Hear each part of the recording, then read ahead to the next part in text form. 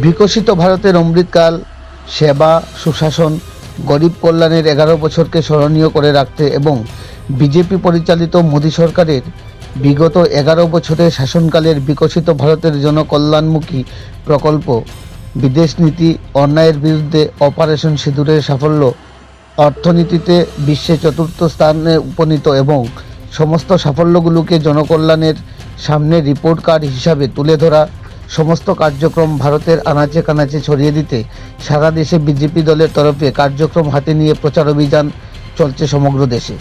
এরই অঙ্গ হিসাবে রাজ্যের সমস্ত মণ্ডলগুলোর সাথে সঙ্গতি রেখে 15ই জুন ভারতীয় জনতা পার্টি পানিসাগর মণ্ডলের উদ্যোগে পানিসাগর বিবেকানন্দ মুক্তমঞ্চে প্রাঙ্গণে অনুষ্ঠিত হয় বিকশিত ভারত সংকল্প র্যালি ও সভা। এতে উপস্থিত ছিলেন পানিসাগর মণ্ডল সভাপতি বিবেকানন্দ দাস, উত্তর জেলা সহকারী সভাপতি ববতুষ দাস, পানিসাগর নগর পঞ্চায়েতের chairman Anuradha Das, vice chairman Dhananjay Debnath, জেলা পরিষদ সদস্য সহ অন্যান্য বিশিষ্টজনেরা। র্যালি শেষে সভামঞ্চে উপবিষ্ট নেতৃত্বরা মোদী সরকারের বিগত 11 বছরের অমৃতকালের বিকশিত ভারতের উন্নয়নের বাস্তব তথ্য তুলে ধরেন। পাশাপাশি পূর্বে কেন্দ্র শাসন ক্ষমতায় থাকা এবং রাজ্যে পূর্বে শাসন ক্ষমতায় থাকা কংগ্রেস ও সিপিআইএম দলকে এক প্রকার তুলোধনো করে বক্তব্য রাখেন নেতৃত্বরা। পাশাপাশি উপস্থিত বিজেপি দলের কর্মী সমর্থকদের মোদী সরকারের 11 বছরের অমৃতকালের বিকশিত ভারতের কল্যাণমুখী প্রকল্পগুলো মানুষের কাছে নিয়ে যাওয়ার আহ্বান রেখে বিকশিত ভারত সংকল্প র্যালি ও সবার কাজ সম্পন্ন করেন নেতৃত্বরা।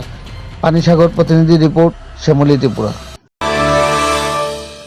গ্রহণ করার পর থেকে 2014 সাল থেকে ভারতবর্ষকে সর্বদিকে যে উন্নয়নের যে জোয়ার চলছে, সাধারণ মানুষ ভারতবর্ষের 140 কোটির মানুষের উন্নয়নের কথা চিন্তা করে যেভাবে ভারতবর্ষকে এগিয়ে নিয়ে যাচ্ছেন, সেই এগিয়ে নিয়ে যাওয়ার যে সংকল্প গ্রহণ করেছিলেন, সেই সংকল্পকে বাস্তবায়িত করার জন্য এবং আগামী দিনে ভারত পৃথিবীর মধ্যে সর্ববৃহৎ দেশ হিসেবে উঠে আসবে।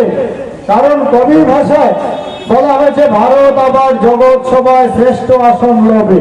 সেই লক্ষ্যেই ভারতবর্ষ আজকে এগোচ্ছে বন্ধুগণ। আজকে ভারতবর্ষের 140 কোটি মানুষ। আপনারা দেখেছেন আমাদের যশস্বী প্রধানমন্ত্রী নরেন্দ্র দামোদর দাস মোদীজি যখন বিদেশে যান, তখন তিনি বলেন, আমার সঙ্গে আমি একা নয়, আমার সঙ্গে ভারতবর্ষের 140 কোটি মানুষ রয়েছেন। আমাদের ভারতবর্ষে ভারতীয় জনতা পার্টির আমাদের দিশা হচ্ছে একটাই।